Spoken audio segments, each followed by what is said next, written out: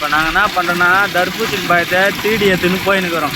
ரோட்டில் யாராச்சும் பார்த்தாங்கன்னா குட்டியா எனக்கு ஒரு பயம் கொடுறா, எங்கள் வீட்டில் குழந்தைங்க இருக்குது குட்டிங்க இருக்குதுன்னு சொல்லியா ஒரு பயம் வாங்கிடுவாங்க. ஆனால் அவங்க எடுத்து போனால் மட்டும் எங்களுக்கு கொடுக்க மாட்டாங்க. சின்ன பசங்களை ஏமாத்திடுறாங்க மக்களே. ரொம்ப நல்லவனாக இருந்தால் ரொம்ப ரொம்ப ஏமாத்திடுறாங்க. பாருங்க, ஒரு பை பஜ்ஜியாக ஒரு எப்படியும் ஒரு 20 கிலோ இருக்குது மக்களே.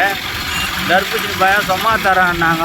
சரி நாங்கள் போய் உடனே பெரிய கோணியாக எடுத்து போனோம், சிப்பம் எடுத்து போனால் பத்தாதுன்ட்டு எங்கள் பழத்தருக்கு மொத்த பேருக்கு ஸ்பான்சர் பண்ணலான்னு தான் நாங்கள் எடுத்துகிட்டு போயின்னுக்கிறோம்.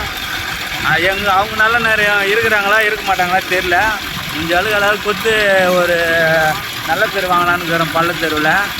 நீங்களும் அதுமாரி எங்கன்னா ஹோல்சேல் கிடைக்குதுன்னா அதை நீங்கள் ஒண்டியாக தூணாமல் உங்கள் ஊர் மக்களுக்கு கொடுத்து வெயில் நாள் அதிகமாக கொடுத்து ஹெல்ப் பண்ணுங்கள்.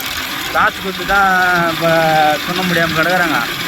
எல்லாம் கொடுத்து நல்லா சாப்பிடுங்க மக்களே.